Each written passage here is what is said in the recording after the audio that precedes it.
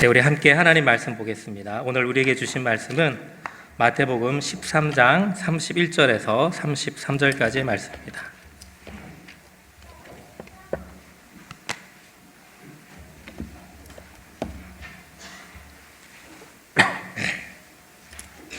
마태복음 13장 31절에서 33절까지 우리 한 목소리로 함께 읽도록 하겠습니다.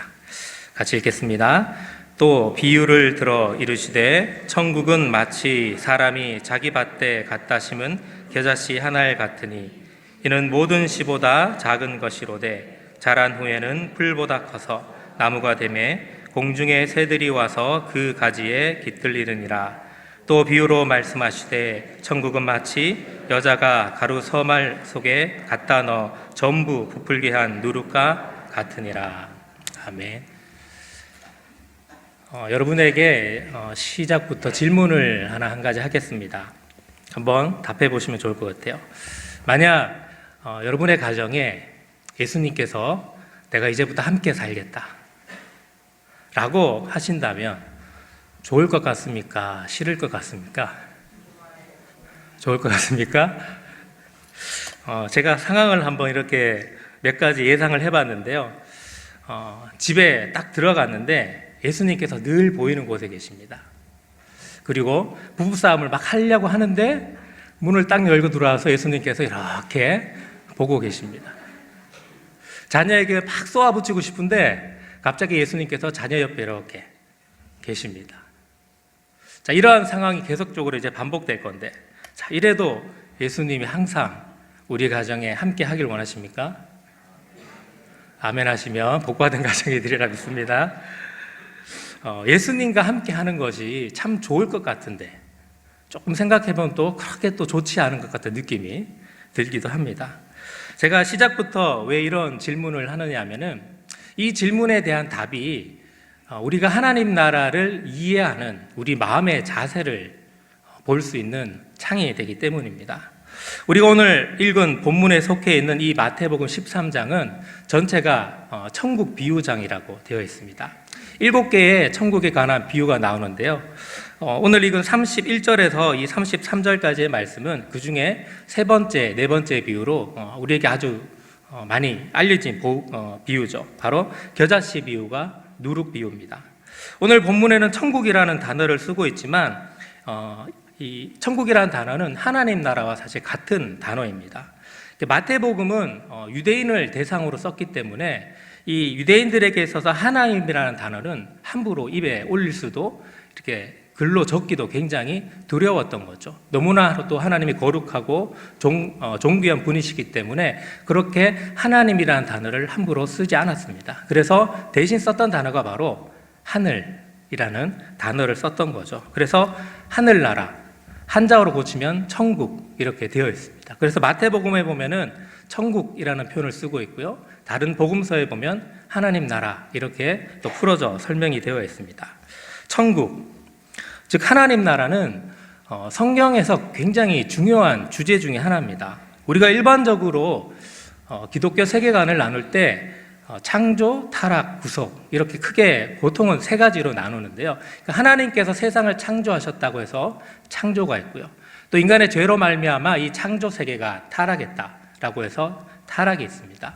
그 다음에 하나님께서 이 타락한 인간들을 위해서 그것을 구원하기 위해서 예수 그리스도를 보내주셨는데 예수 그리스도를 통해서 우리를 구속했다, 구원했다라고 해서 창조, 타락, 구속 이렇게 크게 세 가지로 나누어 볼 수 있습니다. 물론 여기에서는 여러 가지 논의가 있을 수 있지만 그래도 크게 보면 이렇게 성경을 일직선으로 놓고 봤을 때 간략하게 정리할 수 있다는 거죠. 이 세계관이 왜 하나님 나라와 연관이 있는가 하면은 하나님 나라는 하나님께서 창조하신 이 하나님 나라, 즉 이 세상을 하나님의 질서대로 다시 하나님의 통치대로 회복시키는 과정이기 때문입니다. 그래서 성경에서 하나님 나라는 굉장히 중요한 주제이기도 합니다. 구속이란 것도 예수님께서 우리를 구원한 것도 결국은 보면 크게 보면은 하나님 나라를 다시 한번 완성시키는 그 과정 가운데 있기 때문에 이 구속 또한 하나님 나라에 속할 수가 있다고 보는 거죠. 마태복음 13장 전체의 내용이 하나님 나라의 비유장이라면 그만큼 성경 또한 이 하나님 나라에 대해서 굉장히 중요하게 생각한다는 거죠. 한번 예수님의 사역을 한번 볼까요? 예수님께서 평소에 제자들이나 무리들에게 도대체 어떤 주제를 가지고 설교를 많이 하셨을까? 여기에 한번 살펴봐도 좋을 것 같습니다. 예수님께서 사역을 시작하실 때 첫 설교 내용이 뭐냐 하면은 PPT 잠깐 보여주시면요, 이렇게 되어 있습니다. 이때부터 예수께서 전파하여 이르시되 회개하라 천국이 가까이 왔느니라. 그러니까 첫 설교 주제가 뭐라고요? 하나님 나라입니다. 또 자기 스스로 자신을 왜 보내셨는지에 대해서 설명하는 과정 가운데 보면 누가복음 4장 43절에 보면 이렇게 되어 있습니다. 예수께서 이르시되 내가 다른 동네들에서도 하나님 나라 복음을 전하여야 하려니 나는 이 일을 위해 보내심을 받았노라. 예수님 스스로도 자신의 보내심의 정체성에 대해서 뭐라고 하냐면 하나님 나라의 복음을 전하기 위해서다라고 설명을 합니다. 또 마지막 부활 승천하시기 전, 부활하시고 난 다음 승천하시기 그 40일 동안 예수님께서 어떤 내용을 가지고 사람들에게 가르치셨냐면은 사도행전 1장 3절에 봐도 이렇게 되어 있습니다. 그가 고난 받으신 후에 또한 그들에게 확실한 많은 증거로 친히 살아계심을 나타내사 40일 동안 그들에게 보이시며 하나님 나라의 일을 말씀하시니라. 즉 마지막 승천하시기 전 유언과가 같은 그 귀한 시간을 들여서 예수님께서 제자들을 가르치신 내용 주제가 하나님 나라입니다. 바울도 똑같습니다. 바울이 로마에서 이제 감금되었을 때 자택연금 상태였는데요. 2년 동안 사람들이 자신을 찾아왔을 때 어떤 내용으로 그들을 가르쳤냐면 사도행전 28장 31절에 보면 이렇게 기록합니다. 하나님 나라를 전파하며 주 예수 그리스도에 관한 모든 것을 담대하게 거침없이 가르치더라. 사도행전 읽어봐도 많은 예수님의 제자들과 또 일꾼들, 사도 바울도 봐도 하나님 나라를 전파했다 이렇게 되어 있다는 거죠. 그만큼 성경에서 이 하나님 나라는 굉장히 중요합니다. 근데 안타까운 것은 하나님 나라라고 뭐냐고 물으면 거기에 대해서 명확한 답을 해줄 분들이 과연 얼마나 있을까, 이런 생각도 듭니다. 하나님 나라는요 기본적으로 지역적 개념이 아닙니다. 1차적인 하나님 나라의 개념은 뭐냐면 통치적 개념입니다. 내가 죽어서 가는 하늘나라, 이것은 2차적 개념이고요. 성경에서 여기에보다는 더 집중하는 것이 뭐냐면 하나님 나라는 통치적 개념에 더 가깝다는 거죠. 이사야서 52장 7절을 한번 다 같이 읽어볼까요? 한번 읽겠습니다. 시작. 좋은 소식을 가져오며 평화를 공포하며 복된 좋은 소식을 가져오며 구원을 공포하며 시온을 향하여 이르기를 내 하나님이 통치하신다. 자, 이 본문에 봐도 좋은 소식이 한자로 뭐라 그럽니까? 복음이라 그러죠. 복음이 뭐라고 한다고요? 내 하나님이 통치하신다. 복음을 한마디로 정의하라 그러면 복음은 하나님이 통치하시는 것이다, 이렇게 정의할 수가 있는 거죠. 자, 다시 우리가 첫 질문으로 제가 돌아가겠습니다. 예수님께서 함께하는 게 좋을 것 같은데 왠지 좋지 않은 느낌이 왜 듭니까? 예수님이 통치를 받는 것이 불편하거든요. 하나님의 통치를 온전히 받아들이는 것이 힘들기 때문입니다. 우리가 하나님 나라를 꿈꾼다 라고 할 때 이 말의 뜻은 뭐냐면 예수님께서 나를 온전히 통치하시는 것을 바라고 꿈꾼다, 이거하고 똑같은 말입니다. 내 욕심, 내 뜻, 내 욕망, 이것보다 하나님의 뜻, 하나님의 방법, 하나님의 식이 더 중요하다는 것을 말씀하는 것이죠. 그것을 기뻐한다는 뜻입니다. 이 복음의 내용을 받아들이기 힘들면요, 우리는 천국을 기쁘게 받아들이기 힘듭니다. 물론 이러한 하나님의 통치 앞에 당장 순종하기 좀 힘들더라도 이렇게 억지로 순종하고 힘들게 가다 보면 뭔가 좋은 것을 주시면 좋겠는데 그것도 아닌 것 같습니다. 당장은 힘들더라도 어렵게 이 결과물이 만사형통으로 끝나면 참 감사하겠는데, 그래도 한번 노력은 해보겠는데, 사실 우리의 현실은 그렇지 않다는 거죠. 이 문제는 우리 눈에 보이는 하나님 나라가 그 시작부터가 보잘것 없다는 데서 있습니다. 우리가 보통 하나님 나라면 어떤 이미지가 떠오릅니까? 위대하고 힘이 세고 정의와 공의가 하수처럼 흐르고 강력한 그런 리더십을 가진 그러한 나라가 연상됩니다. 근데 성경을 자세히 읽어보면 성경에서 그리는 하나님 나라는 정말 보잘것없는 나라입니다. 세상도 그렇지 않습니까? 국적이 강대국인 나라에 내가 속한 백성이라면 다른 나라에 가도 어때요? 어깨에 힘을 주고 다니기가 그렇게 어렵지 않습니다. 근데 약소국에 속한 나라 백성들이 다른 나라 가서 뭔가 하려고 그러면 굉장한 많은 제약과 어려움이 따릅니다. 입국도 쉽지 않은 거죠. 무슨 문제라고 터지면은 이것을 해결하는 데 있어서 참 많은 고생과 어려움을 겪게 됩니다. 마찬가지로 하나님 나라의 백성이다 그러면 왠지 모르게 내가 힘이 있고 위대한 그런 백그라운드를 가지고 있기 때문에 그 나라의 백성으로서 내가 굉장히 많은 힘과 권력을 누리며 살고 싶은데 실제적으로 하나님 나라는 그런 나라가 아니라는 거죠. 오늘 본문 말씀인 31절 말씀을 우리 다시 한번 읽어보도록 하겠습니다. 시작. 또 비유를 들어 이르시되 천국은 마치 사람들이 자기 밭에 갖다 심은 겨자씨 한 알 같으니. 겨자씨 비유는 이 천국의 시작이 매우 미약하다는 것을 나타내는 비유입니다. 거기다가 이 겨자씨가 많은 것도 아니고 얼만큼 있다고요? 한 알 있답니다. 눈에 보이기도 쉽지 않은 겨자씨인데 많은 것도 아니고 달랑 한 알. 그만큼 어떻다는 거예요? 보잘것없다는 겁니다. 이렇게 작게 시작되니까요, 하나님 나라가 보이지가 않는 겁니다. 33절 누룩 비유도 마찬가지인데요. 33절도 한번 같이 읽겠습니다. 또 비유로 말씀하시되 천국은 마치 여자가 가루 서말 속에 갖다 넣어 전부 부풀게 한 누룩과 같으니라. 누룩도 눈에 잘 보이지 않습니다. 굉장히 미미하게 보입니다. 그러니까 하나님 나라를 우리가 알아본다는 게 쉽지 않다는 것을 말합니다. 크고 화려하고 위대하면 눈에 보이겠죠. 그리고 매력적이죠. 근데 그렇지 않습니다.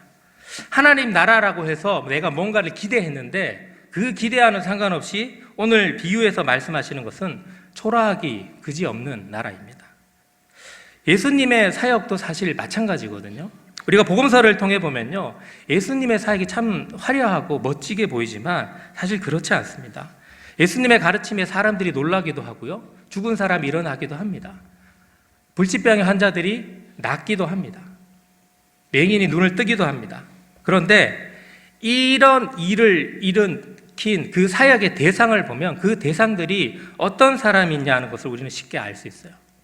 사마리아인들, 사회적으로 아무 힘이 없는 장애우들, 걷지 못하는 사람, 중풍병 환자, 격리된 사람들 또는 나병 환자들, 대부분 이런 사람들이 예수님의 주 사역의 대상이었다는 겁니다. 사회적으로 보면 참 힘없고 소외된 계층에 속해 있던 사람들이죠.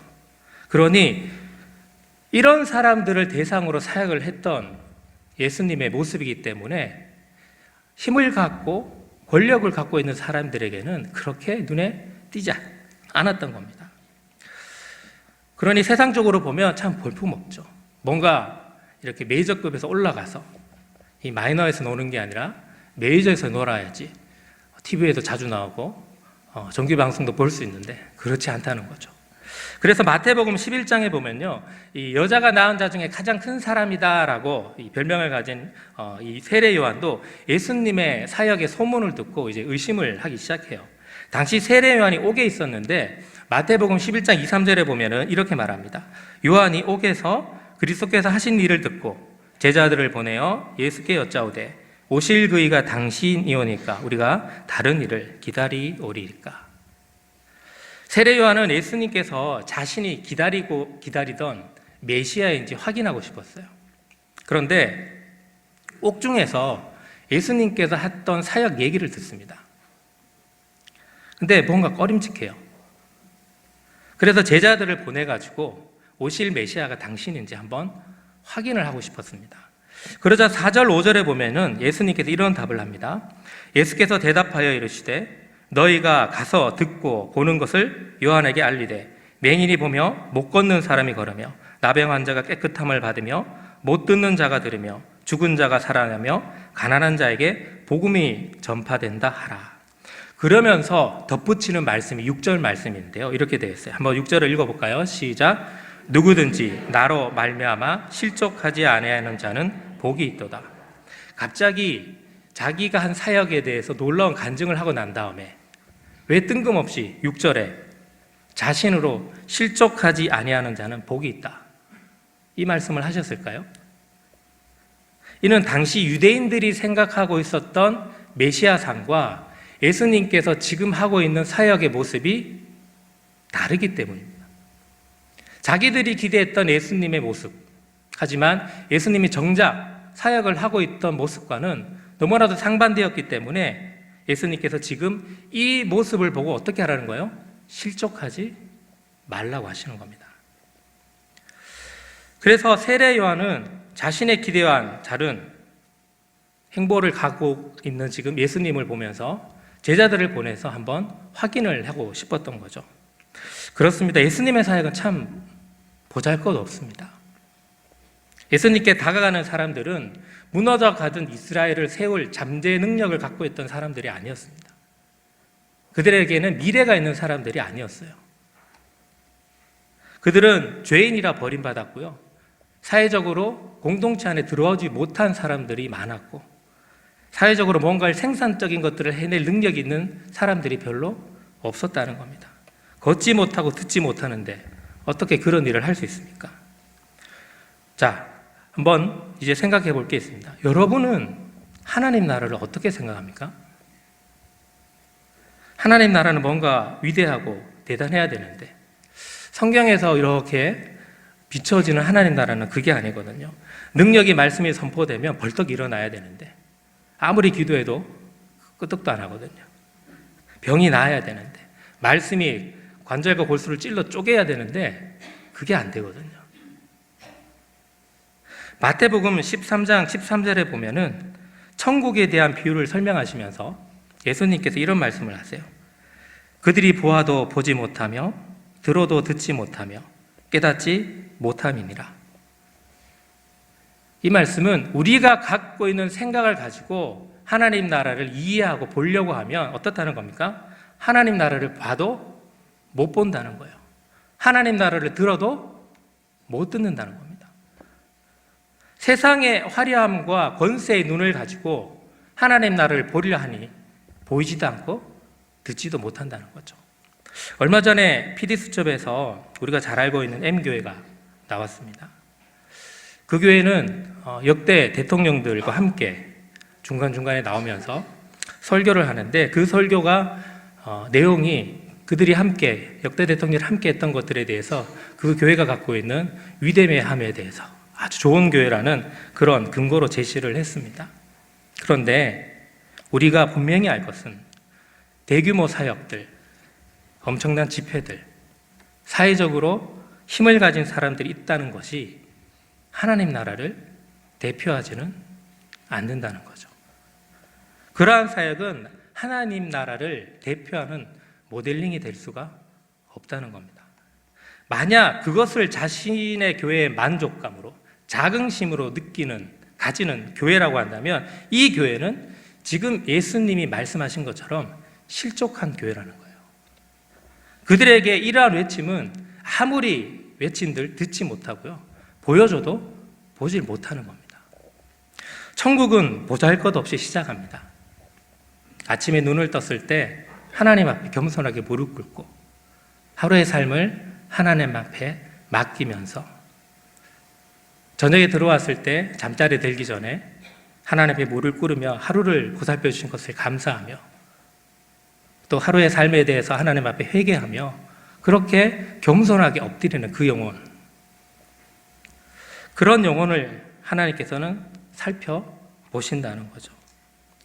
내가 내미는 작은 사랑의 표현들, 또 위로 내 마음을 아프게 했지만 내가 용서하는 손을 내미는 그 손, 위로가 필요한 자들에게 위로의 마음을 전하는 말들, 내 격려가 필요한 자에게 전화 한 통해서 격려해주는 그 전화 한 통, 보건 식구들을 위해서 무릎 꿇고 기도하는 그 마음, 이런 것들이요 하나님 나라의 사역이라는 거예요. 네, 진짜 별것 아니죠. 안 해도 티 안 납니다. 그런데 31절을 한번 다시 보기 바랍니다.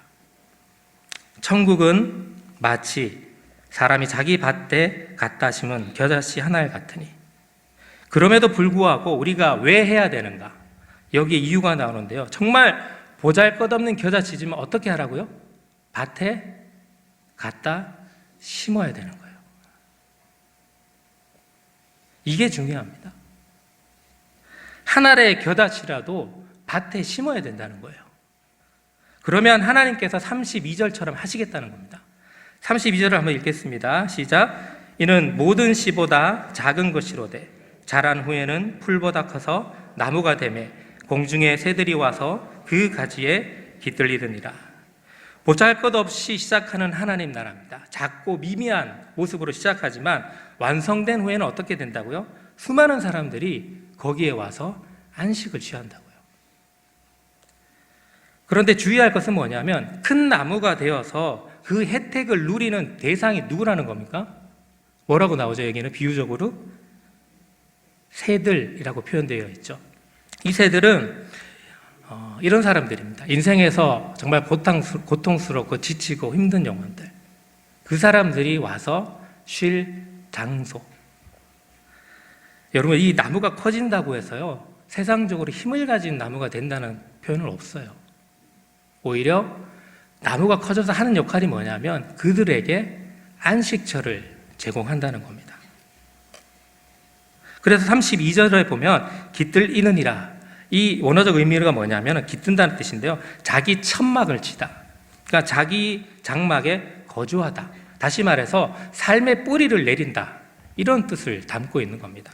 다시 말해서 보잘것없이 작은 하나님 나라 사역이 이 세상 가운데 나가면 상처받고 힘든 그들이 이 안에서 참된 쉼을 누리고 얻는다, 이런 말씀인 것이죠. 예수님 사역이 변두리 사역입니다. 주변 사역이죠. 그 나라는 보잘것없이 시작합니다. 그 사역이 하나님 일이고 그 나라가 하나님 나라입니다. 우리는 이것을 믿음의 눈을 가지고 볼 수 있어야 되는 것이죠. 누가복음 10장에 보면은 유명한 마르다와 마리아 이야기가 나옵니다. 예수님께서 한 마을을 지나가실 때 마르다가 예수님을 보고는 이제 자기 집에 초청을 하죠. 아마 이제 갑작스러운 초청이었기 때문에 손님을 모시고 이 준비한다고 굉장히 바빴을 겁니다. 근데 이 동생은 눈치 없이 예수님 머리맡에 앉아서 말씀 듣는다고 가만히 있습니다. 그러니까 손님 대접으로 분주한 마르다. 너무 이제 일하다 보니까 화가 나잖아요. 누구는 일하고 누구는 앉아있고. 그래서 예수님한테 가죠. 이 성경을 제가 약간 현대적 극본으로 바꾸면 이렇습니다. 예수님한테 이 마르다가 가서 어떤 얘기를 하냐면 이렇게 시작하죠. 예수님, 저 혼자 일하고 있는 거 안 보이세요?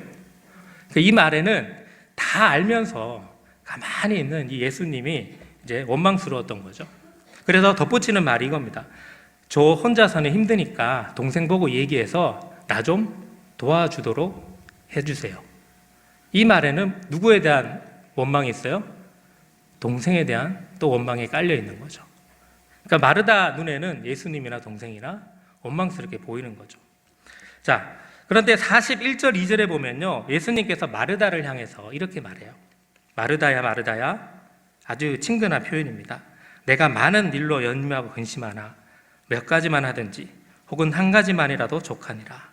마리아는 이 좋은 편을 택하였으니 빼앗기지 아니하리라. 이게 무슨 뜻일까요? 해석이 아마 많이 되리라 생각하는데요, 결국 정리하면 이겁니다. 모든 일이 질적으로 똑같다는 거예요. 재벌 총수가 하는 일이나 청소부가 마을을 쓰는 것이나 남편이 회사에서 일하는 것이나 아내가 가정에서 집안 살림을 꾸리는 것이나 교수가 대학 강단에서 가르치는 것이나 유치원 교사가 그 조그만 아이들 놓고 가르치는 것이나, 큰 교회, 대형 교회 목사가 교회를 섬기는 것이나, 시골 교회, 작은 교회 목사가 교회를 섬기는 것이나, 하나님 봤을 때 그 일은 질적으로 다 똑같다는 겁니다. 결국 보면 각자의 주어진 사명을 다 한다는 거예요. 중요한 것은 한 가지입니다. 한 가지. 내가 지금 하고 있는 이 한 가지에 하나님의 통치를 받고 있느냐. 청소부가 길거리를 청소하는 데 있어서 하나님께서 지은 이 자연 환경을 보살피고 아끼는 마음으로 하느냐. 엄마가 남편과 자녀를 위해서 집안일을 하고 밥을 지을 때 내 남편, 내 자녀이기 전에 하나님의 자녀이고 하나님의 아들이고 딸인 그들을 위한 보살핌의 마음으로 하고 있느냐. 큰 교회 성도나 작은 교회 성도나 천하보다 모든 귀한 성도들인데 그러한 마음으로 영혼을 돌보고 있느냐. 각각의 역할이 다를 뿐이지 질적으로는 똑같다는 얘기입니다. 말씀을 정리합니다. 아내가 결혼 전에 경험했던 이야기인데요. 결혼을 앞두고 한 달 정도 작정 새벽 기도회를 했습니다. 아마 이 인간이 결혼하기에 적합한 인간인지 기도가 필요했던 것 같습니다. 그때가 이제 20대 후반이었으니까요. 직장 다니면서 새벽 기도하는 게 쉽지가 않잖아요. 한참 잠 많을 그런 젊은 나이니까. 하루는 피곤한 눈을 이제 겨우겨우 일으켜 세워서 새벽 기도를 가기 위해서 교회로 가는데 그 앞에 어린 초등학생으로 보이는 남자의 2명이 이렇게 새벽 예배 시간에 있더라는 거예요. 어떤 부지런한 부모가 데려왔나 보다. 이제 이런 생각에서 새벽 기도가 끝나고 궁금해서 그 아이에게서 물었다고 합니다. 근데 부모가 없는 거예요. 같이 온 게 아니에요. 그러니까 한 명은 초등학교 3학년이고 그 동생 되는 아이는 초등학교 1학년이었던 거죠. 그러니까 초등학교 3학년 된 형이 동생을 데리고 새벽 기도회를 온 거예요. 왜 새벽 기도회에 왔냐? 부모님도 없는데. 그 3학년 아이가 이유를 물었는데 이렇게 대답을 했다고 합니다. 엄마 아빠가 교회에 나올 수 있도록 기도하기 위해서 왔습니다. 하나님 나라는요, 세상적인 눈으로 보면 정말 보잘것없이 보입니다. 그런데 하나님은 그렇게 보지 않습니다. 부모를 위해 쏟아지는 잠을 깨워가지고 그 동생 손을 이끌고 교회당에 나와서 기도하는 그 아이의 정성어린 손을 보고 하나님은 일을 하시기 시작하시는 것이죠. 그러한 사소한 작은 일들이 모여서 하나님 나라는요, 완성되어져 가는 것입니다. 그러니 세상의 화려함에 속지 말고 지금 나에게 맡겨진 사명을 가지고 하나님 나라를 바라보며 마음을 다해 섬기는 우리의 삶이 되었으면 합니다. 주일도 그렇지 않습니까? 제가 여기서 강단에서 설교하는 것이나 주방에서 식당 봉사하면서 음식을 만드는 권사님들이나 아침 일찍 오셔서 예배 찬양을 위해서 찬양 연습을 하고 또 밖에서 예배 오는 성도들을 잘 안내하기 위해서 차량 봉사하는 분들이나 아이들 말 안 듣는 아이들 이렇게 달래가면서 예배 드리는 교사들이나 하나님 봤을 때는 질적으로 차이가 없다는 거예요.